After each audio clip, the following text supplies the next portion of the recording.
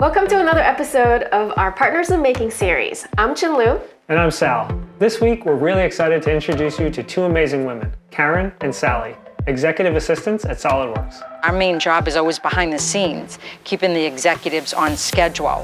And this is one of the examples, and where I've had fun using that larger hook. In old theaters, long wooden hooks were used to pull back the curtains. Then in the late 1800s, vaudeville performers who performed poorly or took too long would get the hook, meaning they would get pulled off stage by the long curtain hook. I think it's both passion and a fun project. We came to the two of you to get this great design that we have in our head. We have the idea, and now we'd like to see the creation. That was one of the things that Sally was talking about recently at our off-site partner meeting, was to do a travel hook, and that's where that came up. It's almost like a little inside joke with everyone from SOLIDWORKS is when you're presenting and you're a little bit over the time limit, Karen brings out this little hook to say, like, you know, we might have to drag you away, and the idea of doing like a smaller portable one was just like awesome. We were all in the second Sally said travel hook. But when we work with people, we like to make sure they're having a great experience and getting more than just a physical object. So we always ask for some input. I'd like to see step by step all the work that's involved. I know there's so much more behind the scenes. It's always nice to see the finished project, but we'd like to see it from phase one, the beginning. Yeah, and realizing that like it's not as complicated as hard as we think, and learning it firsthand makes it more doable and realistic. Yeah, breaking down the steps so that somebody like ourselves could design this in the future. Yes, with anything we want Right. to dream of. We started to brainstorm how we could make a collapsible hook and captured our thoughts in a conversation on the 3D Experience platform. Designs inspired by tent poles came to mind, as did designs that could be screwed or snapped together. But then Sally found this really cool inspiration video of a giant telescoping sword. We all got very excited about it and thought it'd be fun to figure out how to make that work for this project.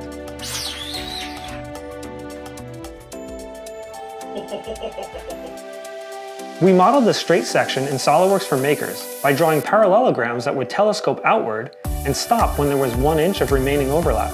This would give us the friction fit we'd need to hold the piece in the fully extended position. Our first prototype came out great. We printed them nested together, and because of the very small air gap between the two, they did stick together a bit. But other than that, we were really happy with how they behaved. Woohoo! Can you hear the swishing? So we prototyped the curved section.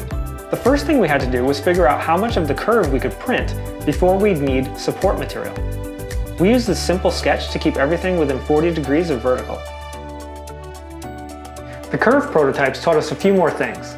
The first is that we need some way of preventing the sections from twisting once they're fully extended. The second is that we still need to fine-tune the friction fit, because the sections can still be pulled apart.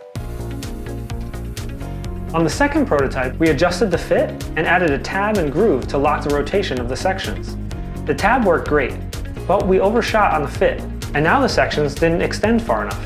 We kept adjusting the fit, but weren't ever quite happy with the results. And honestly, we were getting concerned about how tight some of the sections would fit together. It actually became quite difficult to retract them. So we abandoned the idea of a friction fit and started thinking about a mechanical method to hold things in place. We added a small speed bump to the inside of each piece and a small shoulder to act as a positive stop. The outside of each piece also has a speed bump and a matching shoulder. As the inner sleeve is extended, its speed bump is deflected, allowing it to pass over the stationary one on the outer sleeve. Once on the other side, the shoulders meet and stop all forward motion. This creates a small capture zone that will hold the sleeve in place until it's deliberately collapsed. This is a much better design, but we didn't immediately arrive here. At first, we started with speed bumps on straight spring arms. Because they get flexed across a 3D printed layer line, they're incredibly fragile and break very easily. So we changed to curved spring arms, where the flex happens perpendicular to the layer lines. Initially, we thought we'd get enough deflection if we left the arms connected on both sides, but a quick prototype revealed that it would be way too rigid. In the spirit of failing fast, we grabbed a pair of snips and chopped off a section from each spring arm. This gave us the results we were looking for.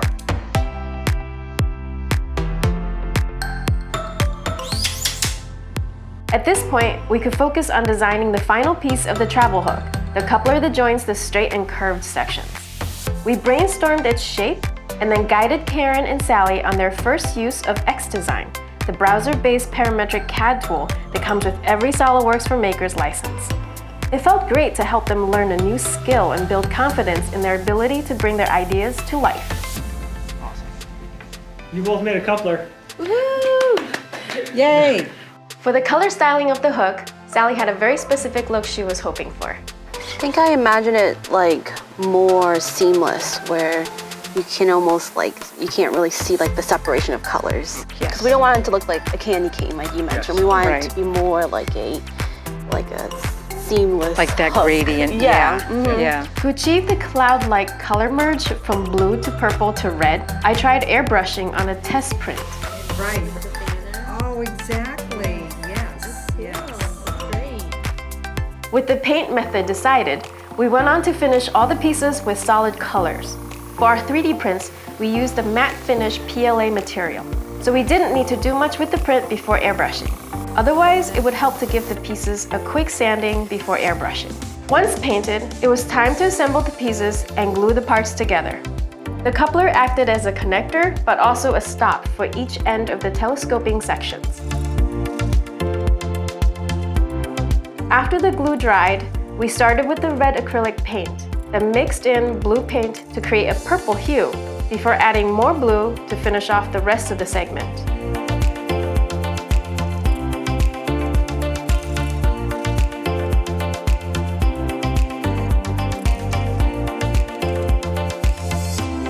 When the airbrush paint dried, we applied a thin clear coat finish to protect the paint from any scuffing or chafing when the segments rub against each other.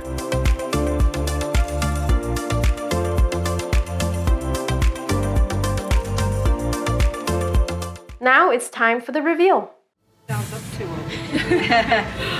Oh, that's you cool. get first dibs. That's cool. Oh my goodness. Oh, That one sounded good. Yeah. Okay. Like a professional. Don't start with the plan and then what is this? Oh my god! So I am attacked on two fronts. Bringing an idea to life is an amazing feeling. For Karen and Sally, every time they use this hook, it will remind them of how empowered they felt while making it, and reassure them that they can achieve anything that they can imagine.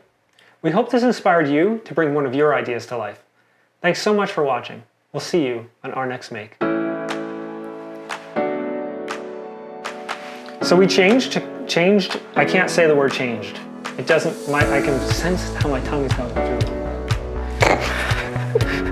Have you ever, No hands-on. Right. ever actually made a model? I've only done apps for kids. So the idea is that in your luggage, if I may, it'll be this big. This big. Oh, okay, that's great. Yes.